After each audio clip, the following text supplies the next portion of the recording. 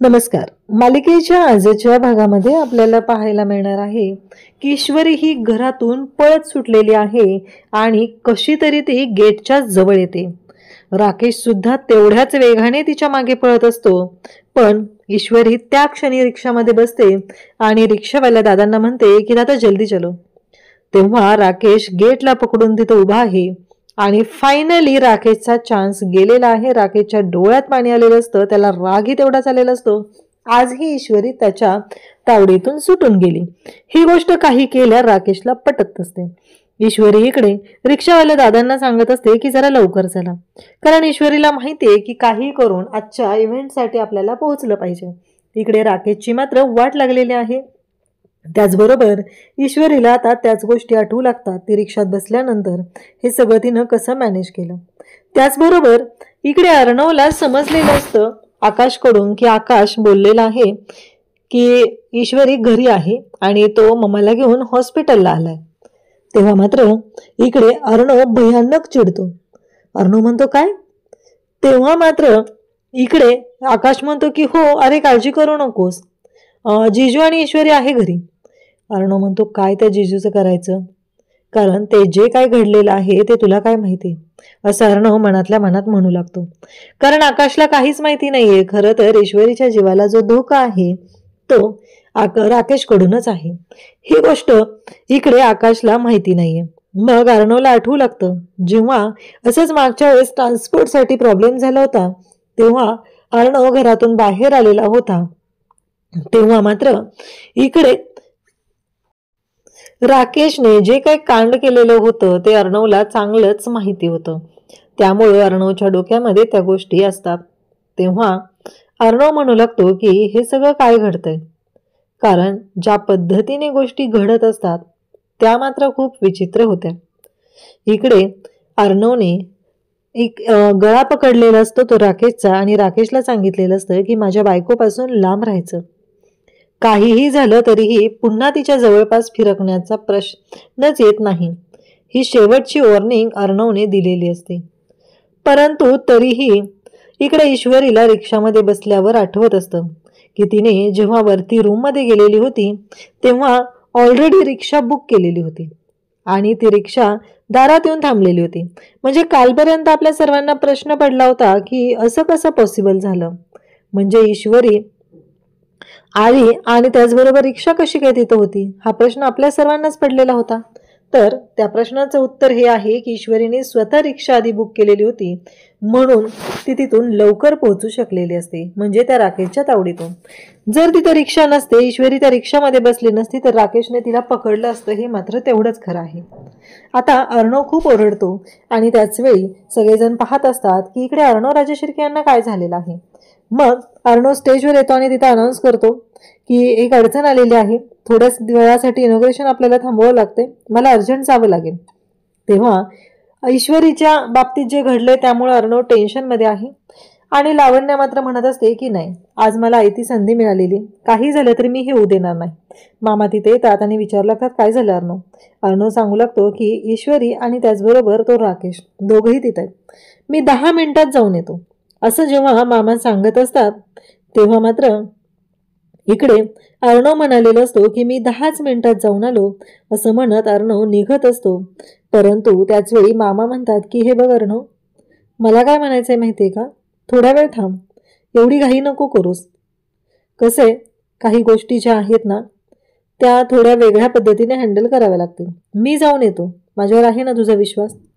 तेव्हा मात्र अर्णव म्हणतो की हो मामा, माझा तुझ्यावर पूर्ण विश्वास आहे, पण एक गोष्ट तुझ्या लक्षात येते का, कारण काहीही झालं तरीही मी सिंदूर तिथे एकटी आहे, मला तिच्या मदतीला जाणं गरजेचं आहे, मी तिच्याकडे गेलं पाहिजे, असं इकडे अर्णव सांगत असतो. इकडे सगळेजण असतात, पण मामाने शेवटी जबाबदारी घेतलेली असते आणि अर्णवला सांगितलेलं असतं की काळजी करू नकोस, आम्ही आहोत ना, होईल, असं मामाने त्याला स्पष्टपणे सांगितलेलं असतं. तेव्हा मात्र इकडे मामा स्वतः आता निघून जातो, कारण ईश्वरीला आणण्यासाठी. त्यासोबतच इकडे सगळेजण पाहत असतात.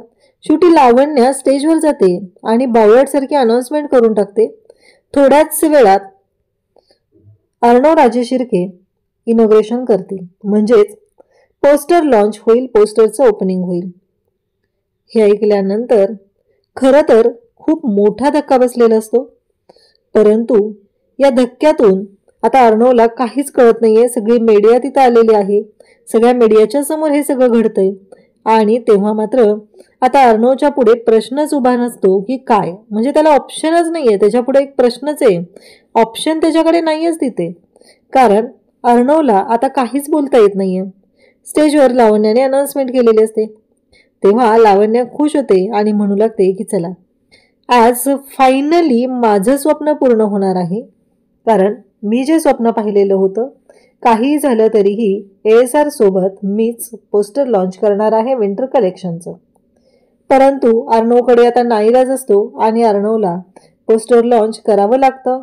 कारण ऐनवेळी लावण्याने अनाउन्समेंट केलेली असते, त्यामुळे अर्णवने हा निर्णय घेतलेला असतो. परंतु घडतं असं की जेव्हा हे सगळं करायला लागतं तेव्हा मात्र अर्णव खूप टेन्शनमध्ये असतो. कारण ईश्वरीच्या बाबतीत काही वाईट व्हायला नकोय एवढंच अर्णवला वाटत असतं. परंतु इथे जेव्हा पोस्टर लॉन्च होणार आहे तेव्हाच ईश्वरी तिथे येते. लावण्य अर्णवच्या हाताला हात लावणार असते, पण त्याच वेळी ईश्वरी तिथं पोहोचलेली असते आणि ईश्वरी लावण्याचा हात बाजूला खेचून घेते. आणि मग अर्णव आणि ईश्वरी दोघंही मिळून पोस्टर लॉन्च करतात. तेव्हा इकडे अर्णव म्हणत असतो की लावण्या, जा अनाउन्समेंट कर तिथं. आजचं जे इनॉग्रेशन आहे ते आपल्या आलेल्या गेस्ट ईश्वरी, अर्णव, राजेश शिर्के यांच्या हस्ते होणार आहे. लावण्याला खूप राग आलेला असतो, कारण तिला अर्णव सोबत स्वतः हे सगळं करायचं असतं. परंतु ईश्वरीने ऐनवेळी येऊन जो काही गोंधळ घातलेला असतो, म्हणजे खरं तर हे ईश्वरीचं आहे, ईश्वरीच्या हक्काचं आहे, कंपनी ईश्वरीची आहे, सगळं ईश्वरीचं आहे. लावण्या तिथे आता मस्ती करायला येते तर तिचा प्रॉब्लेम ना, कारण ईश्वरीचा याच्यामध्ये काहीच दोष नाहीये. मग अर्णव आणि ईश्वरी आता दोघंही स्टेजवरती पुढे जातात आणि दोघंही आता एकत्र जोडीने, कारण अर्णव ईश्वरीला म्हणत असतो की तू कर, ईश्वरी अर्णवला म्हणत असते की तुम्ही करा, हे दोघांचं चालू असतं. मग अर्णवला ईश्वरी शेवटी म्हणते की आपण दोघांनी एकत्र करूया आणि मग अर्णवलाही बरं वाटतं. फायनली त्या दोघांनी एकत्र पोस्टर लॉन्च केलेला असतो आणि त्यासोबतच इकडे पाहायला मिळतं ते म्हणजे अर्णव आणि ईश्वरी खुश असतात. बरेच पोस्टर असतात, एक एक पोस्टर लॉन्च होत असतं आणि अर्णव ईश्वरी दोघंही पाहतच राहतात. खूप सुंदर असे डिझाईन असतात, खूप सुंदर असं सगळं घडत असतं. त्यासोबतच ईश्वरी अर्णवकडे पाहत असते. त्यावेळी लावण्याचा चेहरा मात्र पाहण्यासारखा झालेला असतो. लावण्याला खूप वाईट वाटत असतं, तिला रागही आलेला असतो की हे सगळं काय आहे. आज मामीला एक काम दिलं होतं ह्या ईश्वरीला अडवून ठेवायचं, पण ते कामही मामीनं केलेलं नाही, या गोष्टीचा राग लावण्याला आलेला असतो. मग आता फोटो सेशन तिथं होत असतं. अर्णवने ईश्वरीचा हात हातात घेतलेला असतो आणि दोघंही जोडीने फोटो काढत असतात आणि त्या फोटोकडे पाहत असतात, छान अशा पोज देत असतात. कारण आफ्टर ऑल ईश्वरी आणि अर्णव नवरा बायको आहेत. ASR म्हणजे सात्विक फॅशनचे ते सर्व आहेत. ASRची बायको ईश्वरी आहे आणि त्यामुळं या सगळ्या गोष्टी घडत असतात. शेवटी पुढच्या पोस्टसाठी तर दोन्ही बाजूला दोघांच्या पोस्टर लॉन्च केलेले पोस्टर असतात. अर्णवने ईश्वरीच्या खांद्यावरती हात ठेवलेला असतो आणि फोटोसाठी तयार असतात. लावण्या, पॅम यांची तोंड पाहण्यासारखी झालेली असतात. त्या दोघींनाही खूप राग आलेला असतो आणि तेवढ्यातच एंट्री होते, ती म्हणजे आदित्य देशमुख. आता आदित्य देशमुख कोण, तर आदित्य देशमुख म्हणजेच इकडे अर्णवचा मित्र. अर्णव स्टेजवरून ईश्वरीला घेऊन येतो. अरे आदित्य, तू आज अचानक? तेव्हा तो सांगत असतो की अरे भेटायचं तर होतंच, पण आता मी बाहेर जाणार आहे आणि मग म्हटलं आलोच आहे तर भेटून जाऊया. तेव्हा अर्णव म्हणतो की अरे वा, खरंच खूप चांगली गोष्ट आहे, म्हणजे तू आलास बरं वाटलं, असं अर्णव सांगत आहे. तेव्हा तो अर्णवला म्हणू लागतो की काय रे हे, म्हणजे मला कळेल का? मान्य आहे मला तुला घाई झालेली होती आणि त्याचबरोबर हे सगळं जेव्हा घडत होतं, पण तू अचानकच लग्न करून टाकलं, काही कळलंच नाहीये. तेव्हा मात्र अर्णव म्हणतो की ते अचानकच झालं. तेव्हा अर्णव त्याला विचारू लागतो की मग काय, तू प्रेमाची कबुली दिली का नाही अजून मानसीला? आहात ना तुम्ही मानसी एकत्र? तेव्हा मात्र इकडे आदित्य सांगू लागतो की हो रे, मानसी म्हणजेच आदित्य देशमुखची गर्लफ्रेंड, म्हणजे जिच्यावर त्याचं प्रेम आहे, परंतु आदित्यने अजूनपर्यंत तिला प्रेमाची कबुली दिलेली नाही. त्याच वेळी तिथे येते ती म्हणजे नैनितालवरून आलेली, नैनितालची बिझनेसमन आहे ती, आणि ती म्हणजे साधना सेहगल. साधना तिथं असते आणि मग ती म्हणते की हे घे, कारण आता आदित्य म्हणालेला असतो की मला मानसीला फोन करायचे, तुम्ही त्यांच्याशी बोलून घ्या. मग आता मानसीला फोन करायचा आहे हे सांगितलेलं असतं. आणि तेव्हा मात्र सेहगल जी आहे ती तिथं आली आहे आणि तिला मग विचारलं जातं की तुम्हाला कसं कळलं? आता त्या दोघीजणी बोलत असतात, ईश्वरी त्यांच्याशी बोलत असते. तेव्हा मात्र ती सांगते की अगं वेळ नाही जाऊ द्यायचं, प्रेम असलं की सगळ्या गोष्टी व्यवस्थित घडतात. त्यामुळं तुलाही कधी जे काही सांगायचं आहे ते लवकरात लवकर सांग. तुझ्या प्रेमाचीही कबुली लवकरात लवकर दे, नाही तर गोष्टी खूप अवघड होऊन जातात. आता तिचा अनुभव जो आहे तो तिने सांगितलेला असतो, कारण तिचं आदित्यवरती खूप प्रेम असतं. त्यानंतर ईश्वरी आणि अर्णव दोघेही बोलत असतात, खूप खुश असतात. ईश्वरीला खूप छान वाटत असतं. आणि त्याचबरोबर धावतच तिथे येते ती म्हणजे लावण्या. लावण्या म्हणते की अर्णव हे सर चल, मला तुझ्याबरोबर फोटो काढायचे आहेत, आपलेही फोटो काढायचे बाकी आहे. अर्णव म्हणू लागतो हो हो चल, कसे तूही तेवढं लक्ष दिलेलं आहे, तूही तेवढे कष्ट घेतलेले आहेत. तेव्हा मात्र राग आलेली लावण्या म्हणते अरे आठवते का तुला, मीही कष्ट घेतलेले आहे. तेव्हा अर्णव म्हणतो ऑफकोर्स. आणि मग स्टेजवर जातात आणि लावण्या मुद्दामच साडीमध्ये पाय अडकवते आणि पडायचं नाटक करते. अर्णवने तिला सावरलेलं असतं, पण अर्णवला ही गोष्ट खटकते. अर्णव तिच्या साडीकडे आणि तिच्याकडे पाहू लागतो. त्यासोबतच ईश्वरीला मात्र राग आलेला असतो. अर्णव आता लावण्यासोबत फोटो काढायला गेली. त्याचबरोबर मामा मात्र ईश्वरीसोबत तिथं असतो आणि मामा ईश्वरीला म्हणत असतो की शांत हो ईश्वरी, अगं काळजी नको करूस, सगळं व्यवस्थित होईल, असं म्हणत मामा ईश्वरीला शांत करत असतात. तेव्हा मात्र ईश्वरी शांत होते आणि ती पाहत असते तर इकडे खूप नाटकं वाढलेली असतात या बाईची, कारण तिनं ज्या पद्धतीने अर्णवशी लगट करण्याचा प्रयत्न करत असते ती गोष्ट खूप चुकीची असते. ईश्वरीला राग येत असतो तेव्हा मामा म्हणत असतो की शांत हो ईश्वरी, तू रागाला जावं म्हणूनच ती हे सगळं करते, तुझ्या लक्षात येते ना, शांत हो. सगळे मीडियाचे लोक असतात आणि मीडियाच्या समोरच हे सगळं लावण्याची नाटकं सुरू झालेली असतात.